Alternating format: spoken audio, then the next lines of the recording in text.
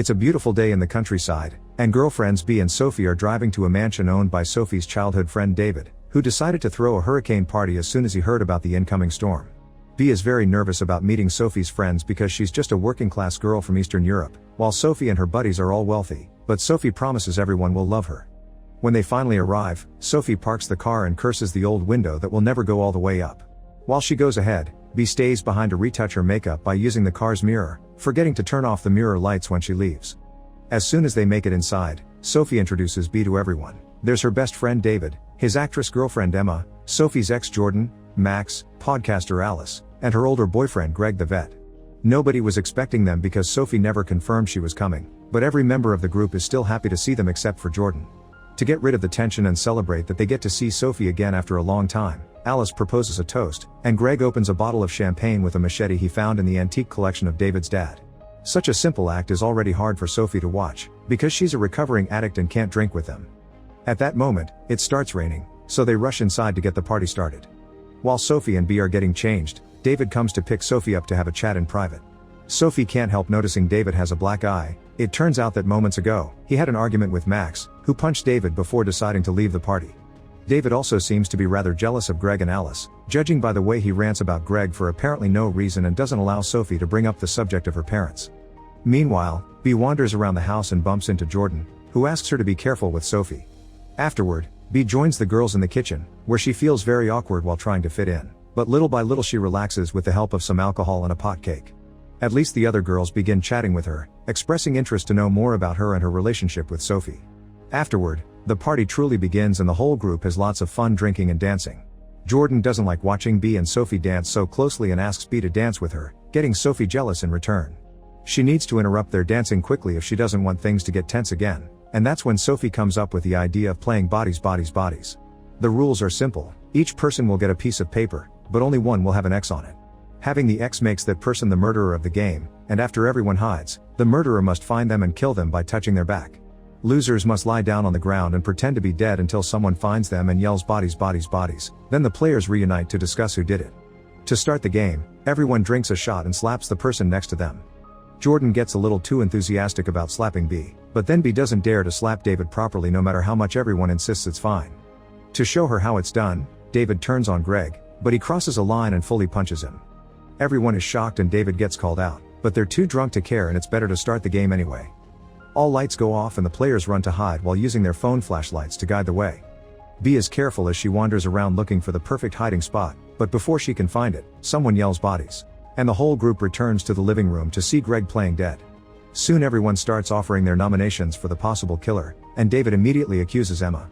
Jordan accuses David in return, which pisses him off and channels it into making fun of Greg. Hurt, Greg decides to go to bed since he's already dead anyway, and the group begins discussing their nominations again. Emma and David banter in jest at first, following the spirit of the game, but suddenly it becomes a real argument about their relationship and their lack of intimacy.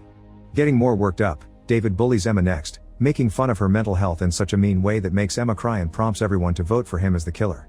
Furious, David breaks some glasses before giving up and leaving the room. Seeing as the game is over, the girls decide to stick together and keep drinking while sharing slaps. Outside, the storm is getting worse, and a sudden flash of lightning makes the power go out. Fortunately, the girls stay calm and make a plan. Jordan will check the breaker, Alice will find some flashlights before their phone batteries run out, and Sophie will try to find David.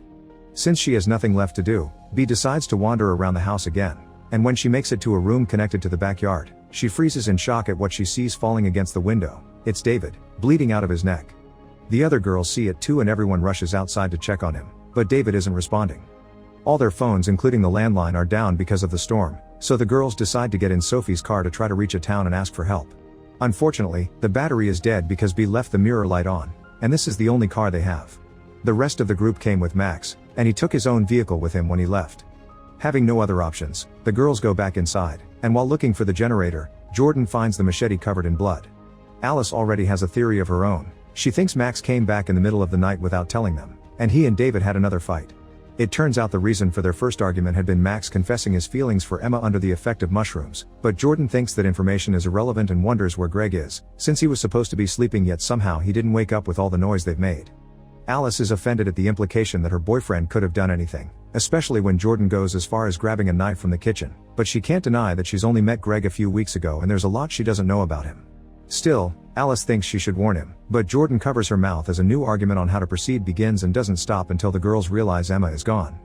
The 4 remaining girls go looking for their friend only to end up in Alice's room, where they don't find anyone but do discover Greg's survival kit that includes a knife. Alice had thought he was just being careful in case of any hurricane-related emergencies. Next, they go to Jordan's room, where Bea accidentally finds Jordan's very cute yellow bra.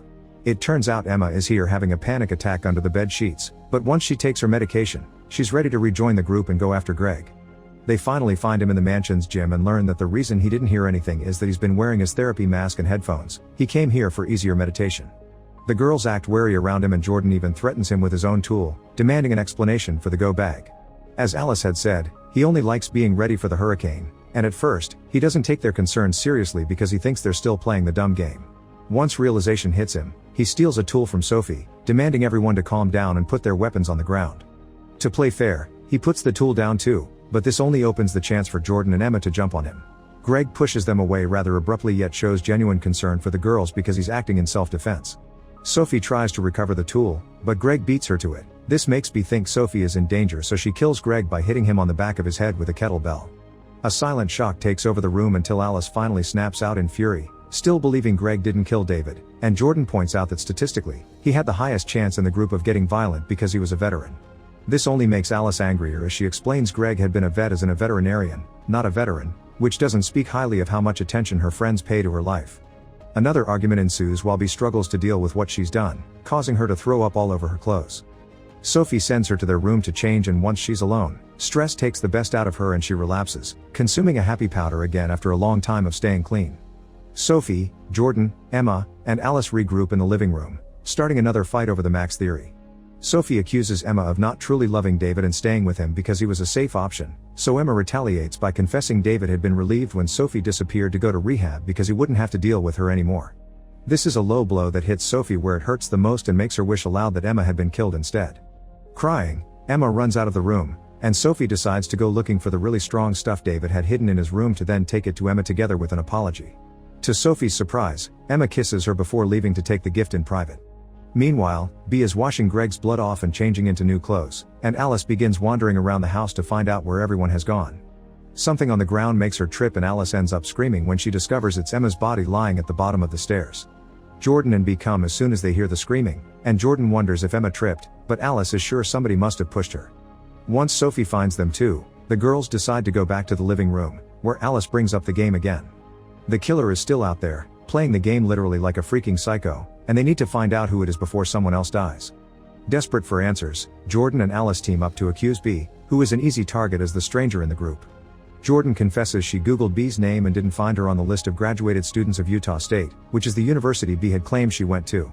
Bea had also been the one to find David's body and kill Greg, thus Alice and Jordan push her out of the house, casting her out in the hurricane.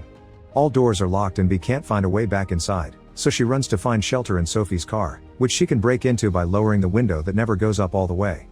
Once inside, Bea has some snacks and changes into dry clothes, only to freeze when she finds a very shocking item inside Sophie's bag. It's cute yellow underwear that matches Jordan's bra. This is now personal for Bea too, and while trying to get back into the house again, she looks through a window to find Jordan stealing a gun from David's dad's collection. Minutes later, she finds a pet door big enough to fit her and finally manages to re-enter the building. As soon as she finds the trio, Bea warns them that Jordan has a gun with her, but Jordan empties her pockets, proving there's nothing there except for her phone and the piece of paper that marked her as the killer of the game. Bea accuses Jordan of being the real killer too, but nobody trusts her after that university lie. To prove herself trustworthy, Bea offers an explanation. She did go to Utah State, but she had to drop out to take care of her mother, who has borderline personality disorder. She only lied because she was embarrassed and didn't want to disappoint Sophie, who instantly hugs Bea and forgives her. The fact they're back together pisses Jordan so much that it prompts her to take the gun out from the couch where she had hidden it, pointing it at them as she begins to rant. She still thinks Bea is a psychopath, and when Sophie comes to her defense, Jordan reminds her that they didn't even invite her. Alice admits that's true and that they think Sophie only came to ask David to talk to her parents so they would free her trust fund. Wasting no time, Sophie retaliates by explaining she disappeared for a while because they were all enablers that wouldn't stop drinking in front of her, meaning she had to dump them if she wanted to have a better life. Jordan finds the idea laughable and to prove her wrong, she tells Bea that Sophie cheated on her with Jordan, which she can confirm if she checks Sophie's text messages. The argument just keeps escalating from there as they insult each other and reveal a bunch of secrets while Bree watches them in shock. When Alice calls out Jordan's rag to riches story and says her parents are actually middle class, Jordan finally snaps and shoots Alice on the leg. In Alice's eyes, this is confirmation Jordan's the killer and a struggle for the gun follows, only to end up with an accidental shot killing Alice. The gun is still in the hands of Jordan, who begins climbing the stairs to stay away from Sophie as she tries to come closer. Once again, B gets worried about Sophie's life and jumps onto Jordan to start another fight for the gun, which ends with B pushing Jordan off the staircase banister. Right before dying, Jordan reminds B to check Sophie's text messages. Now that Sophie and B are alone, B tries to have a proper conversation with Sophie about David's and Emma's deaths, plus Jordan's claims of cheating. Sophie swears she didn't do anything, but she's acting in such a weird way that it frightens B to such an extreme that it makes her hide from her girlfriend for the rest of the night. By the time the sun rises, the storm has already passed. B comes outside and is hugged by Sophie, who has the gun now and confesses to having given Emma that little illegal gift. Its effects made Emma trip and fall, and Sophie didn't say anything because she thought nobody would believe her. To her disappointment, B is only pretending to comfort her to gain access to the gun, which she next uses to ask Sophie for her phone. At first, Sophie refuses to give it to her, but then she takes it out to distract B and try to take back the gun. Yet again, another struggle for the gun begins, causing the girls to fall into the pool. B is the first one to come out and she picks up a phone from the ground, only to discover it isn't Sophie's, it's David's. After unlocking the screen by pointing it at the dead body, the girls discover the last video David recorded, which proves his death had been an accident caused by David trying to do cool tricks with the machete for his followers. As B and Sophie try to come to terms with the fact all of last night's deaths had been for nothing, Max comes back and wonders what happened. Not knowing what to say, B points out her phone finally has reception again. Make sure to subscribe and turn on notifications so you can watch more videos like this. Thanks for watching.